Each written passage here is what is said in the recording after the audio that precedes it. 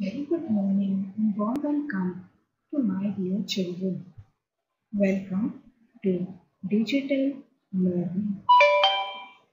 Today we are going to learn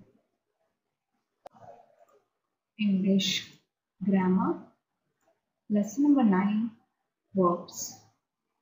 Yesterday we have seen half part of it. Today we are going to learn the remaining part.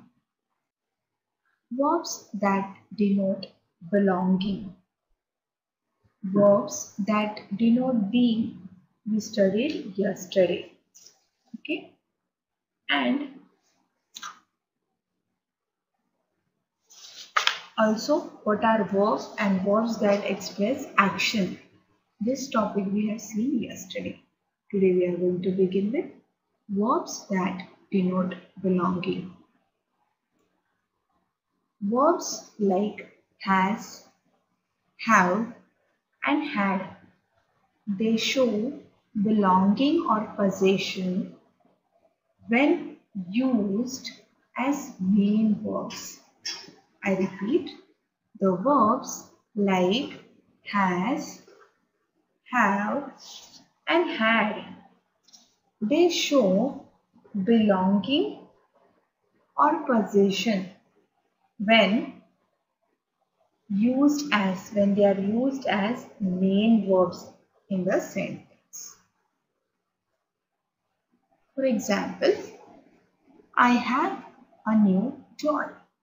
Here, have is a verb that denotes belonging. It is showing belonging, that it is I have a new toy. She has a younger brother. Yes, she has a younger brother.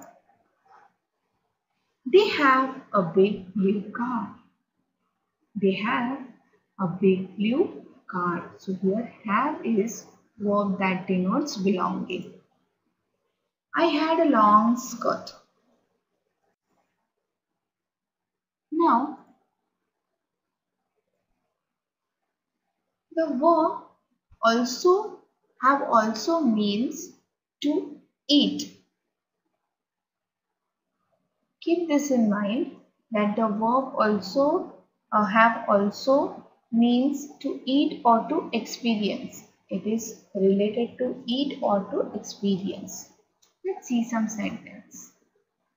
He has 7 almonds every morning. Here it is related to eating.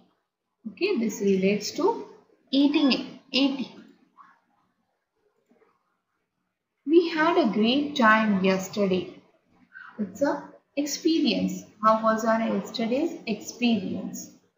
Okay, so here had is showing the experience, means past of the past event. Okay, now the verbs like has, have and had, they are used as helping verbs with the main verbs in a sentence. They help the main verb.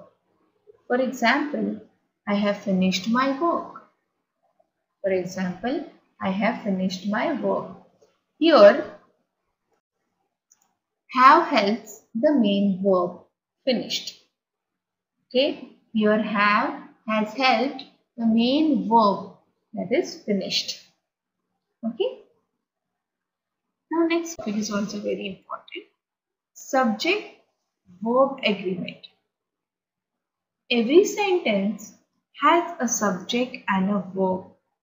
Each and every subject, they have a sentence have a subject and a verb. The subject and the verb in a sentence must agree in number. They must agree in number. Look at the following example. The market stays open all night.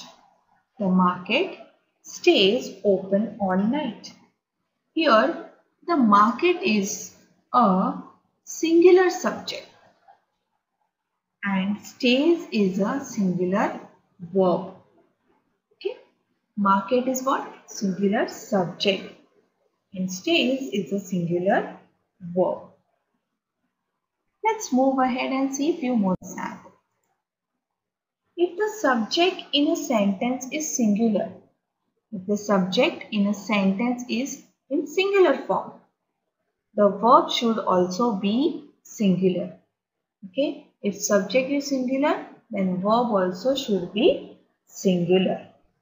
Okay, a worm wriggles in water. What? A worm wriggles in water. Here, a worm is a subject and wriggles is verb. Okay. Rani is coming out of the room. Here Rani is singular, subject. Okay. Is coming is a verb. Okay. Rani is subject and is coming is a verb.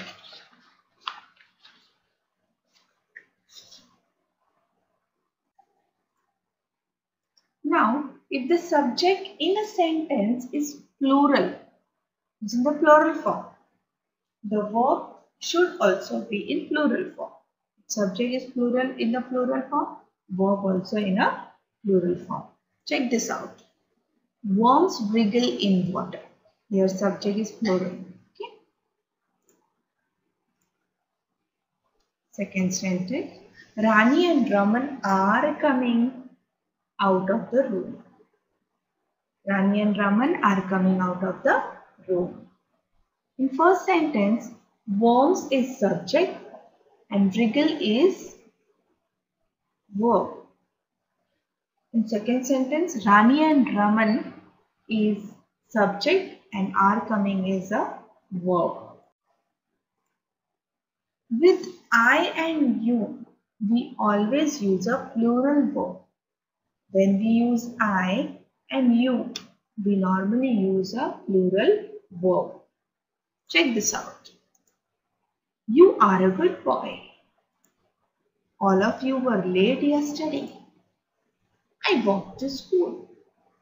In the first sentence, you is a subject and are is a verb. In second sentence, all of you is a subject, were is a verb.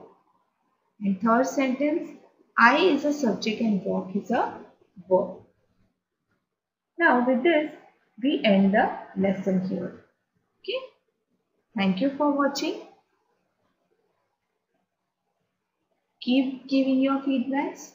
Meet you tomorrow in the next lecture. Till that, bye. Take care.